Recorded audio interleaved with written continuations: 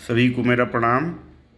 मैं आप लोगों को ले चलता हूँ गुरुजी के जीवन की कुछ तस्वीरों के बारे में कि गुरुजी ने अपना यशस्वी जीवन किस तरह से व्यतीत किया। बड़े बड़े समारोहों में गुरुजी का आह्वान बड़ी बड़ी यूनिवर्सिटीज़ के द्वारा समय समय पर किया जाता रहा है और आगे भी किया जाता रहेगा। गुरुजी अपने यशस्वी जीवन में हमेशा तमाम कॉन्फ्रेंसेस में जाते रहते थे और तमाम बड़ी बड़ी गोष्ठियों में भाग लेते रहते थे। अपने जीवन काल तो गुरुजी का और भी अधिक लंबा होना है। मैं ईश्वर से प्रार्थना करता हूँ कि गुरुजी जो है 100 वर्षों तक जिए, 100 वर्षों तक बोलें, 100 वर्षों तक देखें, 100 वर्षों तक स्पर्शानुभूति करें और 100 वर्ष जब पूरा हो जाए तो फिर यह 100 का क्रम चलता ही रहे। मैंने यह अनुभूत किया जो गुरुजी का जीवन दर्शन है कि कभी गुरुजी निराश नहीं दिखे मुझे, हमेशा मुस्कुराते रहते थे, हमेशा प्रसन्न चित्त रहते। ठीक है, हमेशा जो है गुरुजी के चेहरे पर एक आभा जो है दिखलाई देती थी। और चीफ प्रॉक्टर जब रहे गुरुजी, उस समय भी जो है तमाम छात्रों के द्वारा तमाम विसंगतियां जो है क्रिएट की जाती थी, लेकिन गुरुजी जो है कभी निराश और हताश तो मुझे नहीं दिखलाई दिए। और आज भी जबकि गुरुजी इतने व्यस्त रहते हैं, फिर भी व्यस्तता होते हुए भी किसी भी तरह का काम का बोझ जो है या कोई तनाव उनके मस्तक मंडल पर मुझे दिखलाई नहीं पड़ता है। तो ये सब तमाम तस्वीरें आप सभी लोग देख रहे हैं कि हमारे परम पूज्य श्री गुरुजी प्रोफेसर राम सेवक दुबे जी, जो कि जिनको मैं भावी यशस्वी कुलपति के रूप में भी देखता हूँ। हालांकि गुरुजी कुलपति नहीं बनना चाहते हैं, लेकिन मैं चाहता हूँ कि गुरुजी जो है भविष्य में एक दिन कुलपति के पद को भी अलंकृत करें। तो इत्यादि सारी बातें हैं। तो मैंने सोचा कि गुरुजी की जो तस्वीरें हैं उन सारी तस्वीरों को सहेज के रखा जाए, क्योंकि ये सब जीवन के स्वर्णिम क्षण हैं और इन स्वर्णिम क्षणों को सहेज कर हम जैसे शिष्य नहीं रखेंगे तो गुरुजी तो समस्त ऐषणाओं से शून्य हो चुके हैं, समस्त ऐषणाओं से रहित हो चुके हैं। उनको क्या मतलब है कहाँ क्या हो रहा है क्या नहीं हो रहा है, उससे गुरुजी को हमारे कुछ लेना देना नहीं है। वो मान अपमान सुख दुख संपूर्ण परिस्थितियों में सम रहने वाले हैं। और एक जो बड़ी बात हमने अपने गुरुदेव के व्यक्तित्व में देखी कि अगर कभी मैंने भूल के भी किसी की, हालांकि मैं निंदा करने के स्वभाव का तो स्वयं भी नहीं हूँ, लेकिन यदि भूल के भी कभी मैंने किसी की निंदा की होगी तो गुरुजी ने हमेशा यही कहा होगा कि क्या फर्जी में समय बर्बाद कर रहे हैं आप। फर्जी में समय बर्बाद करने की आवश्यकता नहीं है, अपने काम पर ध्यान दो वत्स। इस तरह से गुरुजी जो है किसी की निंदा को टाल गए और कभी भी उन्होंने किसी की निंदा मेरे समक्ष जो है नहीं की। आलोचनाओं के संप्रत्यय कभी कभार आते थे, लेकिन वो आलोचनाएं भी जो हैं एकांत निमेष के लिए रही हों तो रही हों। निशास्त्रीय बातें गुरुजी और हमारे बीच में हमेशा होती रहती हैं।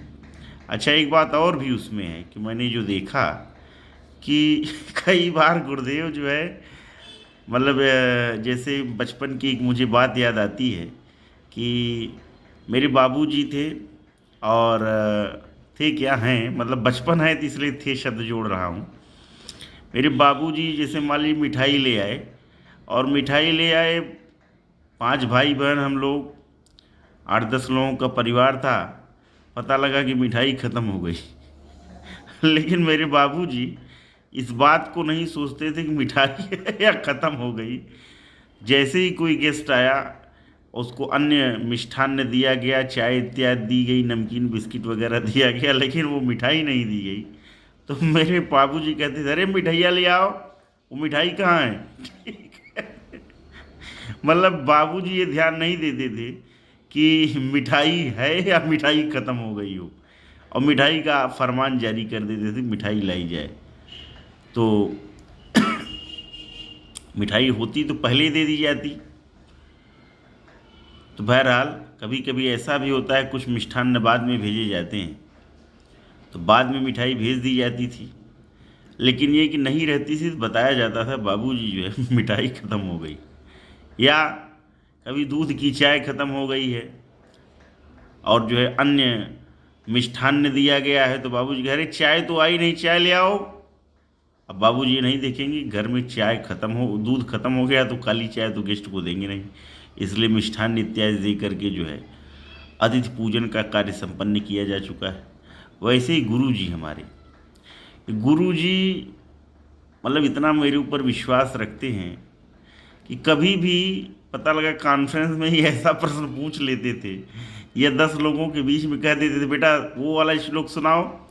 अब पता नहीं वो श्लोक हमको याद है कि नहीं याद है, गुरुजी को इससे कोई मतलब नहीं। अब गुरुजी ने कह दिया तो फिर, लेकिन आज तक 99% ऐसा हुआ है कि गुरुजी ने जो कुछ भी कहा होगा तो मुझे याद ही रहता है। कुछ ही परसेंट ऐसा हुआ होगा कि न याद रहता हो, लेकिन ये कि गुरुजी कॉन्फिडेंस के साथ ये बात कह देते थे। सर्वेश वो वाला श्लोक याद है? तो एक बार का प्रकरण आया कि जेएनयू से प्रोफेसर रामनाथ झा गुरुजी की किसी शिष्या का वाइवा लेने के लिए आए हुए थे। तो उस बीच में हुआ यूँ कि उन्होंने शंकराचार्य जी की कोई लाइन कोट की और ये कहा कि शंकराचार्य जी ने भी गंगा के बारे में, माता गंगा के बारे में ऐसा लिखा हुआ है। तो गुरुजी ने तत्काल मुझसे कहा कि वो सर्वेश बेटा वो वाला जो श्लोक है, समुद्र पत्नी और जल सन्निपाते पूतात्मना मत्र किलाभिषेका, वो वाला श्लोक सुनाओ।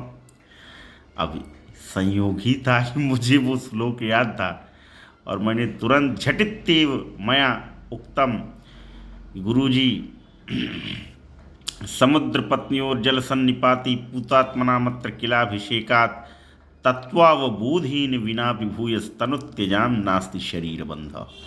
तो इस तरह से मैंने गुरुजी के एक कमांड पर वो जो है श्लोक सुना दिया। लेकिन ये कि इस मामले में अतिथियों को कुछ मंगाने के मामले में और कुछ सुनाने के मामले में मेरे गुरुजी और मेरे बाबूजी बिल्कुल एक जैसे हैं। ठीक है, तो गुरुजी का व्यक्तित्व जब मैं देखता हूँ तो मुझे भी लगता है कि मैं भी जब जीवन में रहूँगा एकेडमिक्स में, फुल टाइम एकेडमिक्स में जैसे अभी समय दे रहा हूँ, ऐसे भविष्य में जब समय देना होगा तो मैं भी गुरुजी की तरह बिल्कुल व्यस्ततम दिनचर्या का अनुगमन करूँगा। और आज भी गुरुदेव को तो हमने देखा है कि भाई सुबह 11 बजे 10 बजे यूनिवर्सिटी आ गए और 8:30 बजे घर पहुंच रहे हैं। ठीक है, और सब चीज़ों में जो बहुत ही अनोखी चीज़ मुझे लगती है कि धैर्य, साहस इत्यादि जो दैवी गुण हैं वो गुरुदेव के अंदर जो है कूट कूट करके समाविष्ट हैं, भरे हुए हैं, पूर्ण रूपेण भरे हुए हैं। वो सारी चीज़ें जो कि फर्मनेस के साथ, दृढ़ता के साथ कहीं खड़े रहना, कहीं अड़े रहना, कहीं डटे रहना, ठीक है, वो और बात बात में जो कुछ कहानी कथाएं सुना देना, हंसी मजाक के जरिए कठिन से कठिन बातों को जो है व्यक्तित्व में समाविष्ट करा देना, इत्यादि बातें तो गुरुजी से कोई सीखे। और मैं भी उनके पद चिन्हों पे चल रहा हूँ और मैं उनकी उपासना का एक छोटा सा उपकरण मात्र हूँ। मैं चाहता हूँ कि गुरुजी के नक्शे कदम पर मैं अपने जीवन में चल सकूँ, गुरुजी का आशीर्वाद मेरे जीवन में बना रहे और गुरुजी की कृपा भी मेरे जीवन में बनी रहे। इन्हीं सारी शुभकामनाओं के साथ गुरुजी को सादर प्रणाम।